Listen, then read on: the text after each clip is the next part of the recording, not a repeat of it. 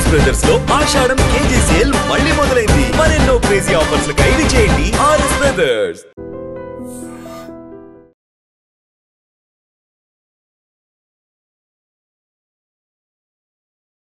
ఈ కవడిపురంలో జరిగిన దారుణమైన సంఘటన, కన్న తండ్రినే కూతురు అతి కిరాతకంగా ఒక ఇల్లీగల్ రిలేషన్షిప్ పెట్టుకొని ఉంచుకున్న అతనితో కలిసి అలాగే మదర్ కూడా సపోర్ట్ చేయడం అనేది చాలా బాధాకరమైన విషయము. ఇప్పుడు ప్రస్తుతం వాళ్ళ కూతురు, కన్న కూతురే ఉన్నది, చంపిన వాళ్ళ చెల్లి. అసలు ఆమె ఏమంటుందో అడిగి తెలుసుకుందాము. అక్క చెప్పండి, ఏంటి పరిస్థితి? మీ కన్న తండ్రిని ఇంత దారుణంగా చంపడం అసలు ఎలా అనిపిస్తుంది అక్క? మేము అసలు నమ్మలేదన్న, నిజం చెప్తున్నా. వీళ్ళు ఇట్లా చేస్తారని కూడా నేను అనుకోలేదు.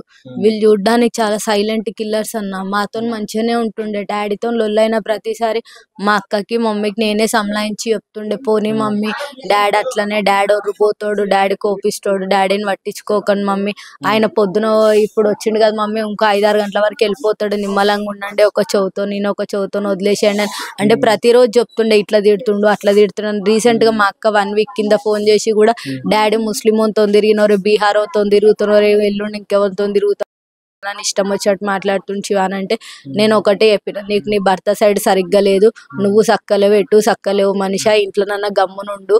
వీళ్ళు మన తల్లిదండ్రులు కాబట్టి ఒక మాట అన్నా చేసిన మనం బడాలి మనిషి. ఎలా ఒప్పుకుంటాడు చెప్పండి? ఇప్పుడు ఎవరు ముస్లిం ఆయనతో వివాహేతర సంబంధం పెట్టుకుంది, వీళ్ళకి మీ బావగారికి మీ అక్కకి ఏంటి మధ్యలో గొడవ? ఈయన ఎప్పుడు పరిచయం అయ్యాడు ముస్లిం అతను? ఏమో అన్న, మాకు తెలిసినంత వరకు మా అక్క ఓపెన్ 10th చదివింది ఆఫ్టర్ మ్యారేజ్. ఓపెన్ 10th తర్వాత అదే ఒక ట్రస్ట్ కింద ఓపెన్ 10th చదివింది. అదే ట్రస్ట్ వాళ్ళు ఇట్లానే నర్స్ ట్రైనింగ్ ఇప్పిస్తామంటే 2-3 months ఏమో వాళ్ళ హస్బెండ్ ట్రైనింగ్ కూడా ఇప్పించిండు. ఆ ట్రైనింగ్ అంటే ఈమెకి వీళ్ళ హస్బెండ్ కి మరి ఏం ప్రాబ్లమ్స్ ఉన్నాయో నాకు తెలియదు. అప్పటి నుంచే జావీద్ అనే వ్యక్తితో మా అక్కకు పరిచయం ఉందంట. జావీద్, మా అక్క మాట్లాడే అతని పేరు, ఆయనతో పరిచయం ఉందంట. మాకు ఈయన అప్పుడు చెప్పలేదు, మాకు ఇట్లా మీ అక్క చేస్తుందని కూడా మాకు ఏ రోజు చెప్పలేదు. నాకు మా మమ్మీ చెప్తేనే, మా మమ్మీ కూడా నాకు ఎప్పుడు చెప్పింది, మా అక్క మా రమేష్ తోని అంటే మా బావతో లొల్లి పెట్టుకొని మా ఇంటికి వచ్చేసిన తర్వాత చెప్పింది. నేను మా అక్క వచ్చిన రోజే నేను ఇక్కడికి వచ్చినా కూడా, ఎవరు మనిషి ఏంది కథ ఇది అంటే ఫస్ట్ నాకు అన్న అని చెప్పింది. అన్న శివాని, నువ్వు కూడా నన్ను తప్పుగా అర్థం చేసుకుంటే ఎట్లా అని అంటే నాకు మమ్మీ మొత్తం చెప్పింది, మనిషి ఎంతసేపు కవరింగ్ చేస్తావని కూడా నేను చెప్పిన.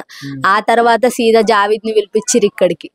నేను ఆయనని ఈమెని ఇద్దరిని తిట్టినన్న, నీకు తెలివి ఉందారా, అదంటే సిగ్గుశరం లేకుండా పిల్లల్ని మొగన్ని వదిలేసింది నీకేంద్ర. ఆయనకు ఆల్రెడీ ఈమెకి 2 పిల్లలు అన్న, 2 బాబులు. ఒక బాబు 6 సంవత్సరాలు, ఇంకో బాబు 4 సంవత్సరాలు. పెద్ద పిల్లలే కదండి. ఈయన మామ జావీద్ అనేటైనా కూడా పెళ్ళయి ఒక పాప కూడా ఉందంట.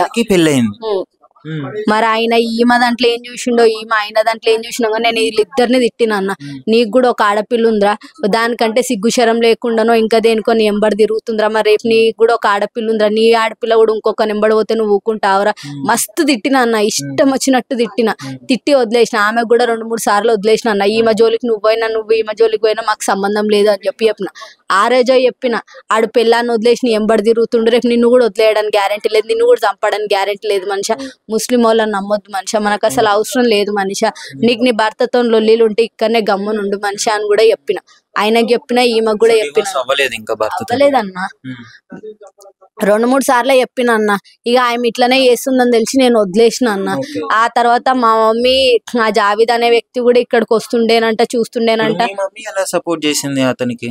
మా మమ్మీ ఎట్లా అంటే అన్న, నా ముందేమో జావీద్ వద్దు, రమేష్ మంచి ఉండు అని చెప్పి నా ముందు చెప్పేది, నా వెనకాల వీళ్ళకి జావీద్ కి కూడా ఈమె హెల్ప్ చేసేది. ఆయన జావీద్ అనేటైనా మా ఇంటికి వస్తుండేనంట, మా మమ్మీకి మందు తాగడానికి తెస్తుండేనంట. ఆయన షెఫ్ అంటే వంటలు చేసేటైన, అక్కడ ఏమైనా ఐటమ్స్ మిలిగిన మా మమ్మీకి తెచ్చిస్తుండే. ఇక వీళ్ళు అవే తినుకుంటూ ఉంటుండే. నేను ప్రతిసారి చెప్పిన, మమ్మీ నువ్వు చాలా అలసిస్తున్నావు మమ్మీ, నువ్వు ఇంట్లోకి రానిస్తున్నావు మమ్మీ, వద్దు మమ్మీ ఇవన్నీ వద్దు మమ్మీ, మనిషి మనదేమో కానీ వాడు మనోడు కాదు మమ్మీ, రాయని ఎక్కడ నేను చెప్తే నేను రానిస్తలే బిడ్డ. మా డాడీ కూడా నాతో ఎన్నిసార్లు చెప్పిండు అన్న, ఆ తురుకోడు ఇంట్లోకి వస్తుండే బిడ్డ, రావద్దంటే మీ అమ్మ ఇంటలేదు, నన్నే తిడుతుంది, మరి మీ అమ్మకేం సందు దొరుకుతలేదో, మీ అక్కకేం సందు దొరుకుతలేదు అంటే నేనే మా డాడీని తిట్టిన. డాడీ నువ్వు అవన్నీ మాటలు మాట్లాడకు, నేను చెప్తున్నా డాడీ రాడతి, నేను మమ్మీకి కూడా చెప్తే నేను రాని అని బిడ్డ అని చెప్పేది. మా డాడీ ఎప్పటి నుంచో చెప్తుండే అన్న, వాడి ఇంట్లోకి వస్తుండే నాకు ఇష్టం లేదు వాడు రావడం, వాడి ఇంట్లోకి వస్తుండే నాకు ఇష్టం లేదు రావడం అంటే, డాడీ వదిలే డాడీ, వాళ్ళ సావు వాళ్ళు వస్తారు డాడీ, వదిలే డాడీ, వాడు రాడు డాడీ, నేను మంచిగా చెప్తే ఇవన్నీ చెప్పిన. మా మమ్మీ అనేటామా ఈమెకి బాగా అలసిచ్చింది అన్న. ఆ రోజే మా అక్కని ఇంట్లోకి రానియకున్నా అయిపోవు. వాడిని ఇంట్లోకి వచ్చినప్పుడే ఈ బస్సులన్నా కలిపి నువ్వు భర్త కాకుండా వీళ్ళందరితో ఎందుకు తిరుగుతున్నా, వీళ్ళు ఎవ్వరు ఇటు ఈమె సరిగ్గా రియాక్ట్ కాలేదు. నేను అసలు ఇడికి రానన్నా, నేను ఇక్కడ ఉన్నా, నేను పార్షిగుట్టలు ఉంటా, నాకు 2 పిల్లలు, నాకు వాళ్ళని చూసుకోవడానికే టైం సరిపోతుంది. నేను వీళ్ళేం పండుగలు చేయరు, పండుగలకు పిలిచి అంత పెద్ద మనుషులు కూడా కాదు వీళ్ళు. మేము ఎప్పుడు రానన్నా, ఎప్పుడో ఒకసారి చూడబుద్ధి అయితే ఉంటా, ఒక అర్ధ గంట 2 గంటలు ఉంటా, మళ్ళీ నేను మా ఆయనతో వెళ్ళిపోతూనే ఉంటాను. వీళ్ళకి నేను సంలాయించి గొడవలైన ప్రతిసారి ఇద్దరికి సంలాయిస్తూనే ఉన్నా, కానీ వీళ్ళు ఏ రోజు ఇట్లా చేస్తారని అనుకోలే. ఆ రోజు గాంధీ హాస్పిటల్లో డాడీ పోస్ట్ మార్టం దగ్గర కూడా మనిషి అని మమ్మీని అనుమానిస్తుంటే, నేను మనిషి ఉట్టిగా మాట్లాడినందుకే, ఉట్టిగా ఆయనతో మాట్లాడుతున్నందుకే అనుమానిస్తురేమో అని నేను అనుకున్నాను. ఎందుకంటే మా అక్క అయినా కూడా వీళ్ళు చంపినని కూడా తెలియదు అన్న, నిజం చెప్తున్నా. మాకు మీ డాడీ గట్కేసర్ దగ్గర దొరికిండు అనుకున్నప్పుడు నేను ఏమనుకున్నా అంటే, మా డాడీ బాగా నోటిదూలు అన్న, అంటే ఎవరిని ఓర్వడు, ఎవరిని సహకరించడు. ఆయన ఇంటికి అంటే మేము వచ్చినా కూడా మమ్మల్ని కూడా రానియాడు ఆయన. అట్లాంటి మనిషి. ఆయనే వాళ్ళ మా మమ్మీ ఇద్దరే ఉండాలి. అట్లాంటి పర్సన్. ఇక మా అక్క ఇంకొకరితో తిరగడం ఆయనకు నచ్చలేదు. ఇక మా డాడీ ఎట్లా అంటే బస్సులో అందరినీ తిడుతుంటాడు, చేస్తాడు. బస్సులో చిన్న లొల్లీలు కామన్. నాకు ఫస్ట్ తెలియగానే నాకు వీళ్ళ మీద అనుమానం రాలేదన్న. డాడీ నోటిదూలకి మనకు తెలియకుండా బయట ఎవరితో నన్ను లొల్లీలు పెట్టుకుండేమో, బయట ఇంకెవరన్నా గుర్తు తెలియని వాళ్ళు డాడీని చంపేసిరేమో అనుకున్నా. గానీ గట్కేసర్ దగ్గరనే దొరికింది. ఇక్కడ చంపేసినారు అని అన్నారు. ఇక్కడనే చంపిరంట అన్న. నాకు నిన్న పోలీస్ వాళ్ళు వచ్చి చెప్పిరన్న, ఈడ 12 గంటల వరకు చంపేసినారంట మనిషిని. అప్పటి నుంచి ఇంట్లోనే ఉందంట బాడీ.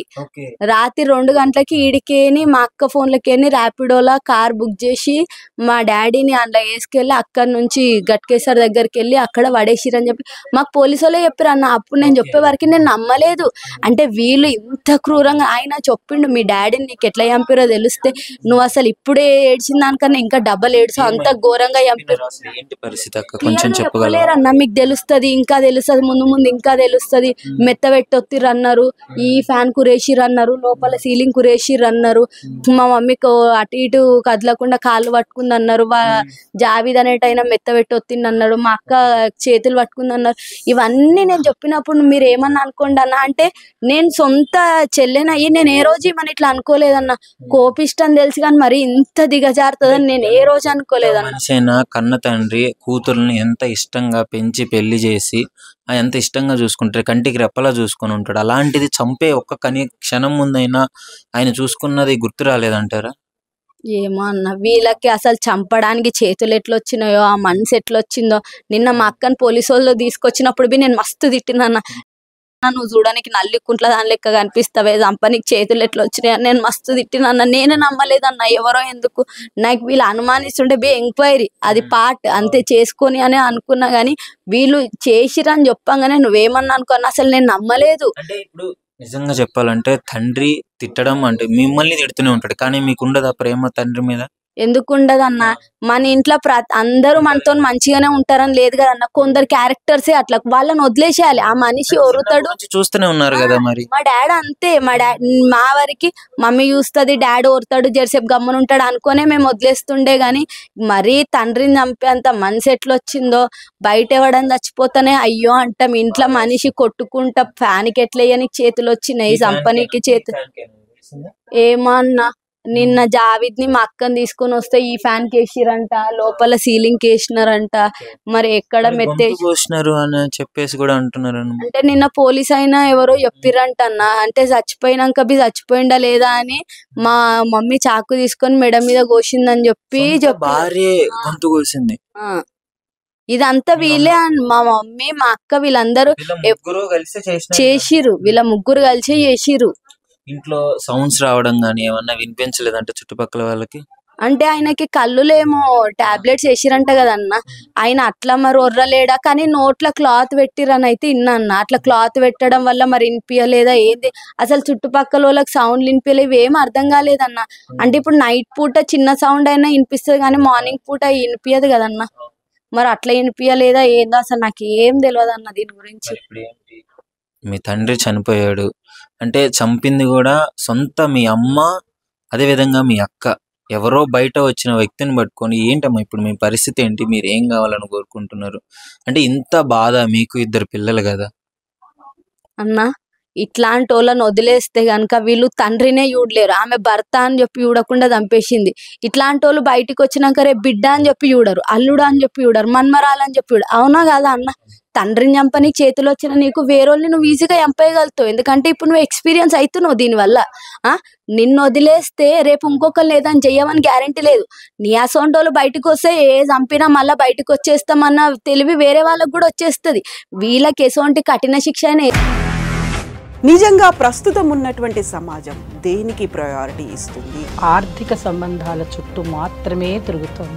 మళ్ళీ ఎన్నికలంగానే చాలా విరక్తి కలుగుతున్నాం. మంచి అనిపిస్తుంది కదా, లేడీస్ కూడా ఛాలెంజింగ్ జాబ్స్ చేసినప్పుడు చాలా బాగుంటది. ట్రాఫిక్ అసిస్టెంట్స్ గా నియమించిన ట్రాన్స్జెండర్స్ అందరితో సాల్యూట్ చేయించుకుంటున్నారు. ఫుడ్ డెలివరీ ఇవ్వటానికి వెళ్ళినటువంటి డెలివరీ బాయ్ అనిల్ పై కళ్ళ ముందు